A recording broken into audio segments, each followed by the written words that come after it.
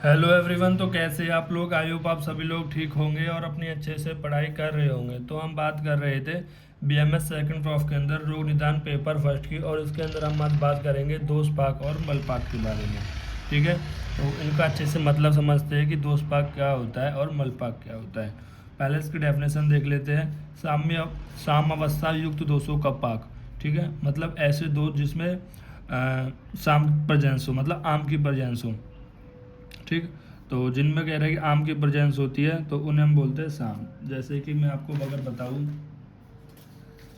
देखो, जैसे हमने पहले भी बात करी थी पहले वाले वीडियो के अंदर, यदि साम, जो साम का मतलब क्या होता है, इसके अंदर आम की प्रेजेंस होती है। ठीक है, आम क्या होता है? अनडाइजेस्टेड फूड होता है। अगर साम हमारा 200 के साथ आता है, चाहे कोई सा भी 200, तो वो क्या बन जाता है? हमारा साम दोष बन जाता है। ठीक, साम दोष। तो इस साम दोष में, इस दोष के अंदर जो ये सामावस्था है, ये जो अपक्व अन्न है, ये जो आम है, इसको हटाने के लिए हम दो चीज़ करते हैं। पहला कराते हैं हम औषधों का सेवन कराते हैं। मतलब कि यहाँ पर औषध के प्रभाव से, क्या औषध दी, औषध ने क्या कर दिया? इस दोष के अंदर से इस सामावस्था को हटा दिया। दूसरा होता है विशिष्ट काल। विशिष्ट काल मतलब कह रहे हैं एक खुद समय बाद, एक निश्चित समय बाद वो चीज़ अपने आप ही हट जाती है। जैसे मान लो ज्वर होता है, ज्वर का जो 6 से 7 दिन में जो नवीन ज्वर होता है वो अपने आप कम हो जाता है। ठीक है, दूसरी कंडीशन ऐसे समझ सकते हो आप, जैसे जो कॉमन कोल्ड होता है वो 3 से 4 दिन होता है और वो फिर अपने आप ठीक हो जाता है, इस तरह से। तो विशिष्ट काल से और औषधों के सेवन से कैसी कंडीशन आ जाती है? वो निराम हो जाता है। ठीक है, निराम। देखो, पहले क्या थी? सामावस्था थी, सामावस्था थी, अब कैसी अवस्था हो गई? निराम अवस्था हो गई। कैसे हो गई? या तो हमने औषध दे दिया। अब कौन कौन सी औषध दे सकते हैं हम? यहाँ पर लंघन करा सकते हैं हम। ठीक है, हम पाचन करा सकते हैं, स्वेदन करा सकते हैं। ठीक है, तो ये औषध हम यहाँ पर सेवन करा सकते हैं, जिसकी वजह से जो हमारी जो सामावस्था थी वो निरामावस्था में कन्वर्ट हो जाती है। इसे हम यहाँ पर दोष पाक कहते हैं। देखो, दोष पाक का कहने का मतलब क्या है कि यहाँ पर हम दोषों का पाचन कर रहे हैं, दोषों को जला रहे हैं। कैसे जला रहे हैं भाई? अगर दोष के साथ अगर हमारी सामावस्था होगी, ठीक है, अगर दोष के साथ ही हमारा आम प्रेजेंट होगा, तब जाके हम क्या करेंगे? दोष पाक करेंगे। ठीक है, और दोस्त पाक कैसे करते हैं? या तो औषध से, औषध में भी हम क्या यूज़ करते हैं? लंघन, पाचन, स्वेदन। ठीक है, तो ये सारी यहाँ पर औषध हम प्रयोग करते हैं। या फिर हम कह रहे हैं विशिष्ट काल। विशिष्ट काल से भी क्या हो जाता है? हमारा दोषों का पाक हो जाता है, और जो साम अवस्था थी अब वो निराम अवस्था के अंदर आ जाती है। समझ रहे बात को? ठीक। या फिर इस औषध के अंदर हम एक चीज़ और होती है, वो होती है मतलब यवागु। ऐसा यवागु जो तिक्त रसों से हो। ठीक है, तिक्त रसों से जो बना हो। अब आप लोग बताओ, हमने चरक सूत्र स्थान के अंदर यवागु का वर्णन कौन से अध्याय के अंदर किया था? ठीक है, चलो, तो हम बात कर रहे थे दोष पाक की। तो दोष पाक में हमने देखा कि दोष पाक कौन से? जिसके अंदर जिस दोष के अंदर सामावस्था होती है, यानी अपक्वान होता है, ऐसे दोष का हमें दोष पाक करना होता है, जिसके लिए हम यहाँ पर औषध देते हैं या विशिष्ट काल से। औषध के अंदर लंघन, पाचन, स्वेदन या फिर यवागु, तिक्त रसों से जो सिद्ध यवागु है उसका हम सेवन कराते हैं, जिसकी वजह से जो सामावस्था थी दोषों की वो कैसी हो जाएगी? निराम अवस्था हो जाएगी। इसे ही हम यहाँ पर दोष पाक या मलपाक कहते हैं। अब देखो, देखो यहाँ पर क्या है? सामावस्था युक्त दोषों का पाक। ठीक है, मतलब जो सामावस्था युक्त दोषों का पाक, मतलब दोष के अंदर अगर सामावस्था है तो उसका हमें पाक कराना है। उसके लिए औषधों के प्रभाव से, औषध के प्रभाव से, औषध कौन कौन सी होती है? लंघन होता है, पाचन होता है, स्वेदन होता है, एंड देन तिक्त रसों से देवागु होता है, और विशिष्ट काल से होता है। तब दोष आम से युक्त होकर, मतलब जो दोष है वो आम से मुक्त हो जाएगा और निराम कहलाएगा। ठीक है, यानी जो साम्य अवस्था में, जो साम्य अवस्था नहीं, सॉरी, साम अवस्था, साम, देखो यहाँ पर साम तोड़ लो इसे, साम अवस्था मतलब जो दोष साम अवस्था में थे वो औषध के प्रभाव से और विशिष्ट काल के कारण ये कैसी कंडीशन में आ गए? निराम अवस्था में आ गए। देन उसके बाद साम दोषों से संयुक्त आम के पाचन को ही दोष पाक या मलपाक कहते हैं। मतलब यहाँ पर क्या बताया गया है कि दोष के अंदर जो साम प्रेजेंट रहता है, साम दोषों से संयुक्त आम के पाचन को ही, मतलब दोषों के अंदर जो साम होता है, साम होता है, इसके हम आम, उसके अंदर क्या करना है? दोषों के अंदर उस आम को पाचन करना है। उस आम के पाचन को ही हम दोष पाक या मल पाक कहते हैं। ठीक है, कंफ्यूज मत होना। देखो दोषों के अंदर आम की प्रेजेंस होती है, उसी आम की प्रेजेंस को मतलब उसी आम का पाचन करने के लिए आपको यहाँ पर दोषपाक और मलपाक कराना होता है। देन उसके बाद पाचन के उपरांत उत्पन्न नियम दोषों का पक्वदोष कहते हैं। जब पाचन हो जाए मतलब दोषों के अंदर जो आम का पाचन हो जाएगा तो उसके बाद हम जो निराम दोषों को पक्वदोष कहते हैं। ठीक है, उसके बाद दोष पाक हेतु कर्म, तो मतलब दोषों को पाक करने के लिए हमें क्या क्या यहाँ पर कराना पड़ेगा, तो लंघन कराना पड़ेगा।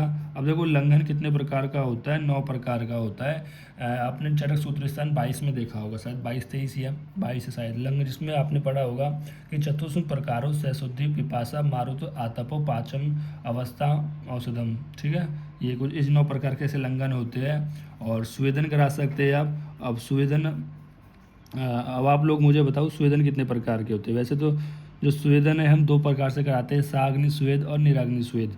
ठीक है, तो दोनों का आप मुझे नंबर बताओ क्योंकि मैं आपको ऑलरेडी पढ़ा चुका हूँ। ठीक है, देखो ये मैं इसलिए बता रहा हूँ ताकि आप चीज़ों को रटो नहीं, आप चीज़ों को समझ के उनकी चिकित्सा में प्रयोग करो। आगे बहुत सारे ऐसे बच्चे होंगे जो आयुर्वेद की प्रैक्टिस करना चाहते हैं, तो बच्चों आयुर्वेद की प्रैक्टिस करने के लिए आपको एक ब्रॉड टर्म में सोचना होता है कि जैसे अगर मैं केवल बता देता लंघन है, स्वेदन है और काल है, तो ये मैं बता के निकल जाता और आप समझ लेते और पेपर में लिख भी देते। लेकिन आप इन चीज़ों को भी तो समझो कि जो यहाँ पर लंघन बताया है, इसका लंघन का मतलब क्या, खाना नहीं खिलाना, क्या लंघन मतलब। आपने देखा है लंघन 9 प्रकार का जो लंघन था, ठीक है, वो लंघन करा सकते हो। स्वेदन कैसा, साग्नि स्वेद, निराग्नि स्वेद। ठीक है, अगर आप ऐसे थोड़े से कॉन्सेप्चुअल जाओगे तो आप अच्छी क्लिनिकल बन सकते, अच्छी क्लिनिकल प्रैक्टिस कर सकते हो। ठीक है, फिर काल हो, काल पे भी ठीक है। देखो काल तो वैसे भी बहुत सारी चीज़ों को अपने आप ही ठीक कर देता है। जैसे दोषों का संचय एक ऋतु में होता है, कोई प्रकोप होता है, एक में अपने आप शांत भी हो जाता है। तो इसी तरह से भी यहाँ पर दोषों का जो पाक है वो एक समय के बाद हो जाता है। फिर यवागु, यवागुस्ति को तिक्तो रसो, तो यहाँ पर बताया गया है जो तिक्त रस से जो सिद्ध यवागु है उसका भी आप सेवन करा सकते हो। ठीक, एंड पाचन करा सकते हो। पाचन में विपक्त नाम दोषो नाम तरुण ज्वर है। तो यहाँ पर क्या बताया है कि जो तरुण ज्वर होता है, ठीक है, तरुण ज्वर मतलब एक तरीके से तरुण अवस्था कौन सी होती है आपकी, मध्यम अवस्था ही तो होती है। तो तरुण ज्वर जो होता है उसके यहाँ पर दोषों को ये पाचन कर देता है। देखो मैं अभी यहाँ पर आपको बताता हूँ, देखो अभी आप थोड़ा समझ में नहीं आया होगा। आचार्य चरक ने क्या बताया है कि तरुण ज्वर की अवस्था में, देखो जो तरुण ज्वर होता है, ठीक है, तरुण जो ज्वर होता है उसकी अवस्था में आपको दोषों के पाचन के लिए निम्न कर्म करना चाहिए। ये जो कर्म बताए गए ना, मैंने जो दोष पाक हेतु कर्म बताया गया है, अब वो ये जो मैंने बताया गया है वो तरुण ज्वर की अवस्था के लिए बताया गया है कि जब तरुण ज्वर की अवस्था है तो उसमें दोषों का पाचन करने के लिए यहाँ पर आपको लंघन, स्वेदन, कालो और तिक्त यवागु का सेवन यहाँ पर कराना चाहिए। ठीक है, तो इससे क्या हो जाता है कि जो तरुण ज्वर होता है उसमें दोषों का पाचन हो जाता है। ठीक है, तो याद रखना। देन इसके बाद ये बताया गया लंघन करा सकते हो। स्वेदन काल, स्वकाल के प्रभाव से ही दोषों का पाक होता है।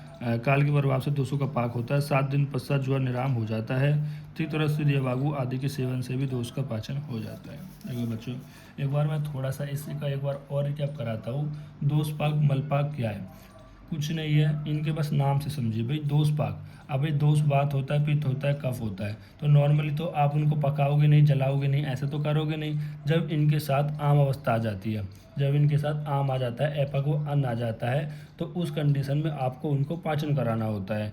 तो उसके लिए जब आप उनका पाचन कराते हो तो वही क्या होती है, दोष पाक या मल पाक होती है। ठीक है, समझ रहे बात में। तो फिर से बता रहा हूँ कि जब भी दोषों के साथ आम अवस्था आ जाती है तो उस आम को पचाने के लिए आपको यहाँ पर दोषपाक या मलपाक कराना होता है। दोषपाक मलपाक को कराने के लिए 2 चीज़ बहुत इंपॉर्टेंट है। पहली आपकी मेडिसिन औषधि, दूसरी विशिष्ट काल।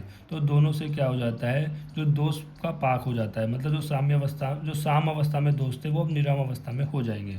ठीक है, फिर यहाँ पर एक एग्जाम्पल बताया गया है कि तरुण ज्वर, जो तरुण ज्वर में आपको दोषों को पाचन करने के लिए आपको क्या क्या कर्म कराने चाहिए। आपको लंघन कराना है, स्वेदन कराना है, काल कराना, काल होगा, और तिक्त यवागु का सेवन कराना है। उससे क्या होगा, जो आपका तरुण ज्वर के जो दोष होंगे उनका पाचन हो जाएगा।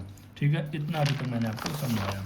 देन उसके बाद आता है दोष पाक मल पाक के लक्षण। ठीक है, मतलब जब दोष पाक हो जाए या मल पाक हो जाए तो उसके क्या लक्षण देखने को मिलेंगे। 4 इंपॉर्टेंट लक्षण है, जैसे दोष प्रकृति विकृत्यम लघुतम ज्वरम देहम इंद्रनाम च वैमल्यम दोषानाम पाक लक्षणम इति। देखो पहला बताया गया है कि दोष प्रकृति विकृति नाम, तो इसका मतलब क्या है कि जिस दोष से रोग उत्पन्न हुआ है उसकी रोग उत्पन्न करने वाली प्रकृति के विपरीत प्रकृति उत्पन्न होना। ठीक है, जैसे मान लो कि अगर अभी वात दोष से कोई रोग प्रकोपित हुआ है, ठीक है, तो जब दोष पाक मल के लक्षण देखने को मिल जाएंगे। देखो पहले तो इसका मतलब समझ लीजिए कि दोष पाक मलपा के लक्षण क्या है, कि मतलब देखो पहले आप दोष पाक मलपा के लक्षण समझिए, यानी कि जो आपके जो दोस्त थे वो आम के साथ थे, तो आपने क्या कराया, औषधियों का सेवन कराया और काल की वजह से वो कैसा हो गया, निराम हो गया। ठीक है, तो दोष पाक आपने करा दिया। ठीक है, आपने दोषों का पाक करा दिया। जब दोषों का पाक हो गए यानी जो साम अवस्था में दोष थे वो निराम अवस्था में आ गए, तो उसके बाद क्या क्या लक्षण देखने को मिलेगा। पहला होता है दोष प्रकृति विकृति, मतलब जो दोष जिस प्रकृति, मतलब जैसे मान लो कि कोई रोग है वो वात दोष की वजह से हुआ है, तो यहाँ पर जो रोग होगा उसकी प्रकृति का अपोजिट हो जाएगा, या आप इतना समझ सकते हो दोषों के लक्षणों में कमी आ जाएगी। ठीक है, मतलब जो दोषों की जो लक्षण थे उनमें कमी आ जाएगी। दूसरा क्या है, लघुता ज्वर, रोगों के लक्षणों में कमी आना। तीसरा देह लघुता, शरीर में हल्कापन आ जाएगा। और इंद्रिय विमलता, मतलब इंद्रिय का मल विहीन होकर अपने अपने विषय के प्रतिकूल क्रियाहीन होना। ठीक है, ये चीज़ देखने को मिलेगी। देन उसके बाद आता है आपका धातुपाक। तो धातुपाक के अंदर क्या है, देखो इसका जो वर्णन है वो आचार्य विजयरसित ने धातुपाक को मारक बताया गया है। भाई अब धातु क्या है, भाई रस रक्त मांस में दस्ती मजा, यही तो आपके शरीर को धारण करते हैं। धातु ही धारणार्थ।